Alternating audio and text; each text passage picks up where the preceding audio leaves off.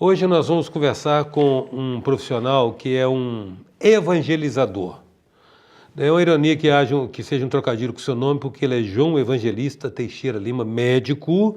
Ele é muito presente, porque ele ocupa nichos estratégicos da mídia, sempre disseminando uma mensagem que é uma mensagem fraterna, pelo menos assim eu a vejo, uma mensagem fraterna de cura, de como a pessoa lida com as diversas patologias que as acometem no nosso cotidiano. E as propostas de João sempre está levando essa mensagem, que tem muito também de consoladora, na medida que ele propõe alternativas, inclusive alternativas de estilo de vida para a pessoa curar-se. Esse é o tema da conversa com o nosso João Evangelista hoje, aqui no Presença. Ele é a presença de hoje. É por aí, João? Você o diz, né? Mas realmente assim, eu acho que você evangeliza, eu acho que você cumpre um propósito que deve atender aquilo que sua mãe desejava quando você nasceu, porque você evangeliza nesse sentido de você estar compartilhando muita informação, muito conhecimento nessa área da sua atividade, né? Você não se atém apenas ao consultório e às consultas, você vai, ocupa os espaços da mídia, é regular, é assíduo. Eu acho um trabalho, desculpa, o trocadilho é pobre, mas é verdadeiro, evangelizador. Eustáquio, a palavra evangélico, como todo mundo sabe, significa boas novas.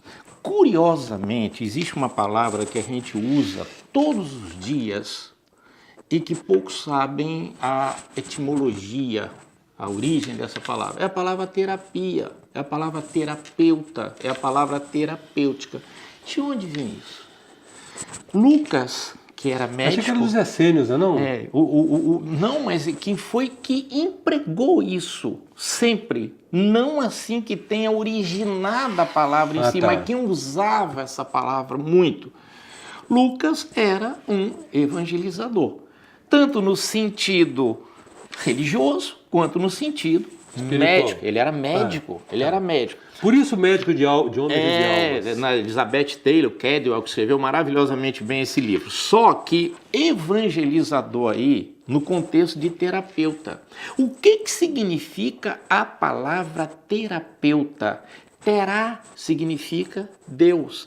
Peuta significa a serviço. Então, terapêutica a serviço de Deus. Então, terapia, tanto você pula do lado espiritual, quanto você pula do lado médico. Porque é incrível como é que medicina, ela não pode ser uma coisa que você use só o aspecto anatômico, só o aspecto estrutural, só o aspecto físico. Você tem que ver que tem a doença e dentro da doença tem um doente.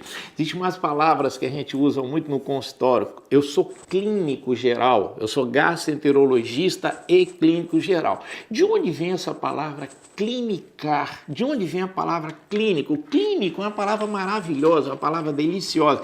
Clinicar significa curvar-se sobre aquele que está deitado. Antigamente, claro, não tinha maca, não tinha mesa de exame. Então a pessoa passava mal, ela estava no chão. Então o terapeuta, ele curvava-se sobre quem estava deitado. Então, clinicar significa curvar-se sobre aquele que está deitado. Vamos pegar a carona do lado humanístico da medicina e do lado pragmático. O lado humanístico, quando você se curva para examinar alguém, você está reverenciando a vida. Curvar é uma forma de reverenciar. Incrível, quando você está professando sua crença, sua fé, seja lá qual for, não vou entrar no meio da questão, que você se curva para orar a uma divindade, você está reverenciando o dono da vida. Olha que coisa incrível, quer dizer, é a medicina vista, igual você falou, de uma forma holística. A medicina não pode ser vista de uma forma, de um caminho único. Você está lidando com vida, você está lidando com gente, você está lidando com temperamento, você está lidando com maneiras de ser, de existir, de estar, de pensar diferentes. Cada pessoa é ímpar, não adianta você achar que paciente é igual a fábrica de prego, os pregos não são, não. Cada paciente que entra no consultório, ele tem uma visão cômplice, você tem que ter uma visão dele dentro do universo dele. E eu faço questão de exercer essa medicina, claro. Precisou o cabelo ficar branco, precisou 42 anos exercendo medicina para você amadurecer. Porque quando a gente é recém-formado, a gente ainda é meio verdinho. Por isso você se recusa de tingir o cabelo, né? Gastou tanto de tempo para ficar Eu branco? acho que isso dá um certo charme, né? Esse cabelo branco, aquela história de cair farinha no cabelo, isso dá uma certa autenticidade. Mas deixa eu falar uma coisa com você, João. Às vezes eu penso que nós estamos vivendo, todo mundo compartilha uma loucura generalizada, um sentimento esquizoide, porque nós estamos vivendo em ambientes que são ostensivamente patogênicos. As cidades estão nos adoecendo. Sim. Ou é eu que estou ficando sozinho doido? Eu escrevi recentemente uma crônica chamada Muita Saúde Faz Mal à Saúde. Essa crônica foi até publicada hoje num jornal. Pode falar o nome, aqui não tem Tribuna. Saiu no jornal Tribuna, no meu quadro, o Dr. João Responde hoje. Eu disse o seguinte: existe uma coisa das pessoas acharem que tem que aperfeiçoar a perfeição. A gente na faculdade temos uma cadeira chamada fisiologia. Fisiologia é o estudo da função, é o estudo da normalidade, é o estudo de como as coisas são.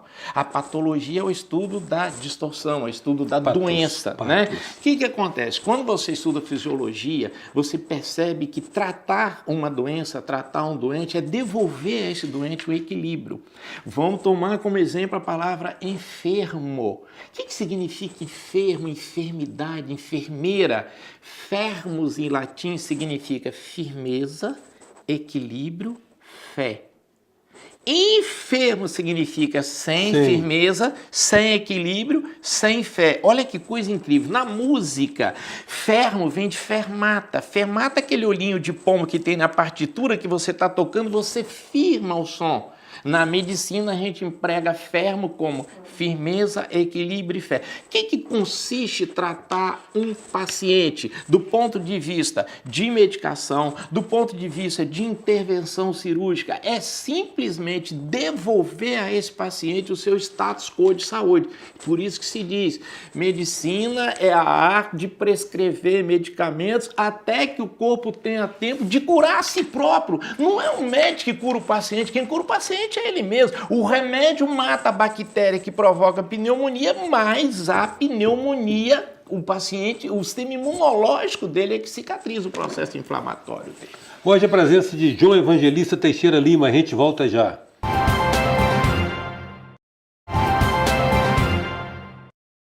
Voltamos com a presença que traz hoje o médico João Evangelista Teixeira Lima. João, no bloco anterior você respondeu sobre a questão da fisiologia e a patologia, né? E a questão do restabelecimento do estado de equilíbrio, que a saúde é um estado de equilíbrio. Na verdade, a acupuntura trabalha muito com isso, a medicina chinesa trabalha isso. Ela sempre verifica se tem energia de mais ou de menos e procura restabelecer o que seria o equilíbrio do fluxo energético. Não é o caso, mas eu quero saber sobre o fato de eu achar, e às vezes eu fico pensando que eu estou doido, porque eu acho que nós vivemos num ambiente que contribui demais para que a gente não seja sadio. Porque é trânsito, é o estresse permanente da violência urbana, é a poluição que os nossos dirigentes se recusam a admitir que existe em nome de um modelo econômico no mínimo questionável, são os agrotóxicos naquela bela salada que nós comemos. Ou seja, a gente está cercado, cara. Está cercado de tudo quanto é lado. Ou eu já estou ficando nessa altura da vida paranoica? Essa resposta é meio difícil de responder, essa pergunta é meio difícil de responder. Mas é interessante notar o seguinte, a tecnologia, a evolução, o progresso, olhando por esse aspecto, é uma forma de patologia, é uma forma de doença. Nós, em nome de uma evolução, em nome de um progresso, nós tentamos melhorar a nossa qualidade de vida, nós tentamos melhorar com medicamentos novos, técnicas operatórias novas, medicamentos de transporte, saúde, educação, a gente tenta melhorar isso daí com o progresso, mas paradoxalmente a gente cria efeitos colaterais. Então isso me lembra muito a história do medicamento. O medicamento ele tem uma função, mas ele também tem efeito colateral. Interessante, antes da Primeira Guerra Mundial, né, de 14 a 18, o mundo era mais lento. Você pode observar isso através até da música clássica. A música clássica ela tinha mais melodia do que ritmo e obviamente, harmonia, que é a somatória disso daí. Quando começou a Primeira Guerra e depois o mundo entrou nessa convulsão revolução social, principalmente na Segunda Guerra Mundial, o mundo ele começou a acelerar tanto, que você vê o reflexo disso na música. A música hoje, ela fala mais de ritmo do que de melodia. É um bate-cum, parece um coração acelerado. A música hoje em dia ela é hipertensa. Parece assim que você está com o cérebro totalmente acelerado. Agora, eu acho que se nós vivemos numa época de ignorância, primeiro nós vivemos uma época de mistério, depois nós vivemos uma época de ignorância, depois nós vivemos uma época totalmente ansiogênica. Eu acho que até essa época ansiogênica ela está acabando e nós estamos vivendo uma época hoje chamada época de solidão. Eu acho que a humanidade ela está muito só, ela está buscando valores externos para tentar compensar essa carência, e essa carência até de si mesma. Isso adoece os aspectos. Poluição, alimentação cheio de fixadores, cheio de corantes, cheio de agrotóxicos, isso faz um mal horroroso. Existe a disponibilidade, qualquer supermercado você entra, tem alimento em grande quantidade, você pega um ônibus, você pega um táxi, você pega agora ali no cano de descarga, sai a fuligem, essa condição de trabalho, essa correria, essa coisa de você, é o que você falou anteriormente, a palavra normose, é o anormal como norma. Não é? O anormal virou uma norma. Então, se o rebanho está indo nessa direção e eu não for nessa direção, eu estou errado. Então, esse errado, você tenta compensar um erro com outro erro. Eu acho que a nossa sociedade, lamentavelmente, é uma sociedade doente. Eu já tive, só para ilustrar aqui, a curiosidade de atender um paciente muito inteligente, por sinal, uma vez no consultório, que eu tive que rir. O reflexo que eu tive, ele virou para mim e falou, João, eu falei, o que houve? Você está meio apreensivo. Ele virou-se para mim e disse, hoje eu não estou sentindo nada, será que isso é muito grave? Eu falei, você tem noção da tolice que você acabou de falar? Você percebe a ausência de sintoma passa a ser uma doença. Então nós estamos vivendo esse mundo altamente neurogênio. O paciente entra no consultório, mesmo que ele não tenha nada, ele quer aperfeiçoar a perfeição. Eu freio isso, eu tenho desesperadamente. Tem pacientes que brigam com você porque você não prescreve remédio. A senhora não tem nada, só não precisa tomar a medicação, está tudo bem, mas tem que sair de lá com uma receita porque isso é padrão. É a chamada normose. Agora, uma questão, João, já parece pacífico que o conceito, o nome psicossomático é uma redundância, né? Acho que como você vai desvincular uma doença, um mal orgânico... A mente e o corpo, elas não estão separados, eles não estão separados. Engraçado, tirar o hífen da língua portuguesa, né, que o psicossomático hoje virou uma coisa só. Eu citaria como exemplo a palavra nostalgia, né? Você fala melancolia. Melancolia tem um significado impressionante, mas é somático. Melano significa líquido escuro, cólon significa intestino, melancolia, líquido escuro que sai pelo intestino. Então, melancolia significa o quê? Diarreia. Eu achava que melancolia é tristeza, mas tristeza pode produzir diarreia. Ansiedade faz você correr para o banheiro. Deixa a melancolia do lado e vamos falar da nostalgia. Nostalgia é um sentimento de saudade, só que a palavra nostalgia significa dor da lembrança. Então, olha, o mental unido ao corpo dói, a saudade dói, você não sabe aonde ela dói, mas ela dói. Então você não tem mais que separar o psíquico do somático de jeito nenhum, porque toda vez que você está aborrecido, você perde a fome, toda vez que você está nervoso, você tem uma diarreia, toda vez que você tem aversão a algum fato, você vomita, e as próprias palavras, enfesado, cheio de fezes, melancolia. Mas por que a medicina alopática não estabelece isso como uma noção clara de maneira a se banalizar esse conhecimento para a população? Eu acho que isso começa do erro de terem tirado a cadeira de deontologia da Faculdade de Medicina. Deontologia, que era uma cadeira imprescindível, que é o estudo da ética, o estudo da humanidade, o estudo da moral, o estudo de você ter respeito pela vida humana, é o estudo de você ter misericórdia pela vida humana. Acabou isso. O acadêmico, ele entra na faculdade de medicina, ele quer ter um volume de conhecimentos, fisiologia, anatomia, cardiologia, nefrologia, ginecologia, psiquiatria muito grande. Então ele se perde naquilo e ele depois vai precisar de um novo professor de medicina chamado tempo. O tempo amadurece. Quando ele amadurece, você percebe que muitas coisas em medicina, elas são feitas de maneira muito crua, de maneira muito materialista.